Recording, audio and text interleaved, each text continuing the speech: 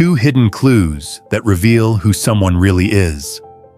Carl Jung inspired seeing through the mask. Have you ever wondered how difficult it really is to understand someone? Every day, we meet people who smile easily, speak warmly, and seem flawless.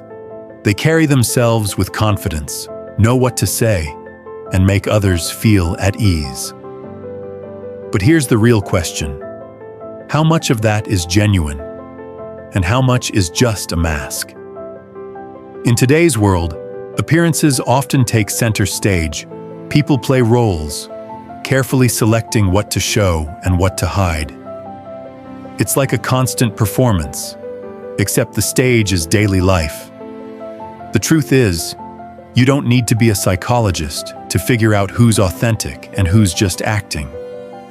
There are 2 simple but powerful clues that reveal someone's character almost completely. These clues aren't abstract theories. They hide in everyday moments, in small details most people overlook. Once you notice them, you'll see patterns everywhere. At work, in relationships, even in yourself. Mastering this skill can change how you choose friends, who you trust, and how you build your own reputation. After this, you may never look at people the same way again, and you might uncover things about yourself you never realized. Before we dive in, subscribe to our channel for content on personal growth, emotional intelligence, and the kind of wisdom that can shift how you see the world. How someone treats people who can't give them anything back. If you want a clear window into someone's nature, watch how they treat people who have nothing to offer them in return.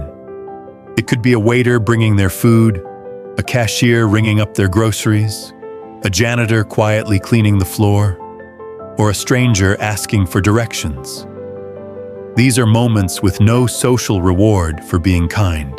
The other person can't advance their career, introduce them to someone important, or boost their status. And that's why they're so revealing. A genuinely kind person treats everyone with respect, saying thank you to the barista, making eye contact with the security guard, listening when the cleaner says, "Good morning." By contrast, arrogance and coldness often surface when dealing with those who can't help. It's a subtle but telling sign of someone who believes certain people matter less. Social psychologists note, when nothing is at stake, you're not performing. You're simply being yourself.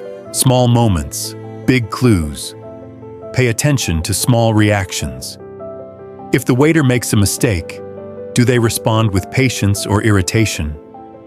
If the cashier takes a little longer, do they smile or sigh in frustration? If a stranger asks for help, do they assist or brush them off? These moments act as micro-tests of empathy. They reveal how someone handles inconvenience, regulates emotions, and values others simply as human beings. Why it matters. Consistent kindness in small moments reflects emotional maturity and self-confidence. On the other hand, belittling or ignoring people who can't offer anything often signals insecurity, a way of feeling powerful by putting others down, turning the mirror on yourself. While noticing this in others, check yourself. How do you treat people who can't do anything for you? Do you make them feel seen and valued? Or do you sometimes overlook them because you're absorbed in your own world? Raising your personal standard for kindness makes you better at spotting genuine character in others. The takeaway: if you want to understand someone's true nature, look past how they treat their boss or close friends. Look instead at how they treat the waiter, the janitor, the stranger. These overlooked moments often reflect who they truly are. And now, let's move to the second clue. One that's all about promises. Not the grand declarations, but the everyday commitments that quietly reveal a person's reliability. The weight of a promise.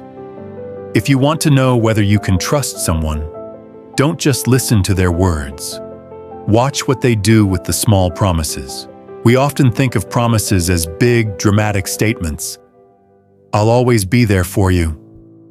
I'll never let you down. I promise to keep your secret forever. But the truth is, it's the little commitments, the ones almost too small to notice, that reveal who someone truly is. When someone says they'll call later, do they actually call? When they promise to meet at 3, are they on time? Or 20 minutes late with a casual, sorry, traffic? When they say, let's have lunch next week, do they follow through? Or does it vanish into thin air? Small promises are like threads, individually fragile, but together they weave the fabric of trust. Keep enough of them, and the fabric is strong. Break too many, and it falls apart. Why small promises matter. If someone can't keep the small commitments, what are the chances they'll keep the big ones? Psychologists agree. Keeping small promises is about integrity. Each time you follow through, you prove your words and actions align. This builds trust and signals reliability. Carl Jung put it simply, you are what you do, not what you say you'll do. Actions define us far more than intentions. Over time, people notice patterns, and patterns become your reputation. Trust equity. Think of trust like an emotional bank account. Every kept promise is a deposit. Every broken one is a withdrawal. When the account runs dry, relationships falter. Follow-through earns you a reputation for dependability. Opportunities find you because people know you'll deliver. Fail too often, and even without anger, people stop counting on you. Spotting reliability in others. To gauge someone's reliability, you don't need a crisis. Start small. Ask them to send an article they mentioned. Agree on a meeting time. Notice whether they follow through without reminders. Those who respect small commitments are far more likely to honor larger ones. Holding yourself accountable. This isn't just about judging others. It's about self-discipline. Only promise what you can deliver. Be realistic with your time and energy. Follow through, even when it's inconvenient.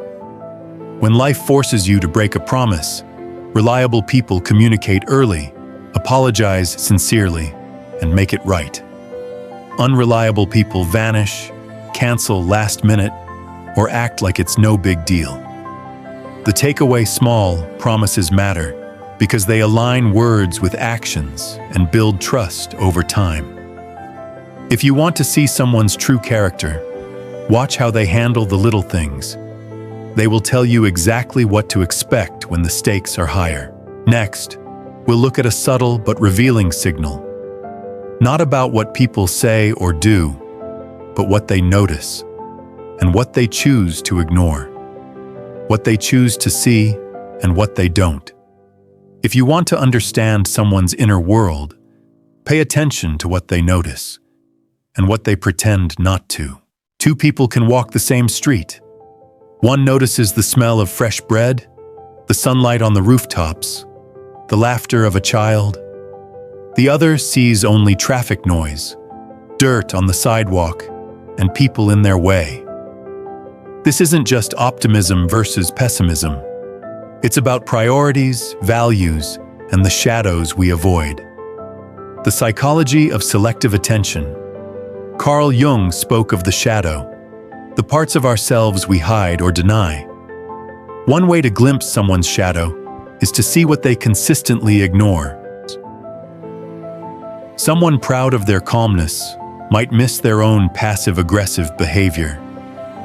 A person craving control might overlook moments that expose their vulnerability. Someone afraid of rejection may refuse to see signs of distance in a relationship. What we notice reflects our past, our insecurities, and the parts we protect. The danger of blind spots. Blind spots aren't harmless. In relationships, ignoring pain creates distance. At work, dismissing warning signs invites failure. In personal growth, avoiding uncomfortable truths keeps us stuck. We often spot others' blind spots more easily than our own. Observing this in others, notice what someone talks about often and what they never mention. Watch where their eyes linger. See whether they pick up on subtle emotions or let them pass unnoticed. It's not about judgment. It's about understanding the lens they use to view the world. That lens will also shape how they see you, turning awareness inward. Ask yourself, what am I choosing not to notice here? What patterns do others see in me that I overlook? Feedback you once dismissed might hold the truth you need most. The realities we avoid often hold the keys to our freedom. The spaces between words, silence is rarely empty. Sometimes it's the loudest part of the conversation. Carl Jung wrote, "The meeting of two personalities is like the contact of two chemical substances. If there is any reaction, both are transformed." But not all reactions are loud. Many happen in the quiet, where the truth hides. Silence can mean comfort. It can mean resistance. And sometimes it's a shield, keeping certain truths unspoken because we're not ready to face them. Listening between the lines. When trying to understand someone, notice the questions they avoid, the names they never mention, the emotions they hide behind a calm face. Absence can reveal as much as presence.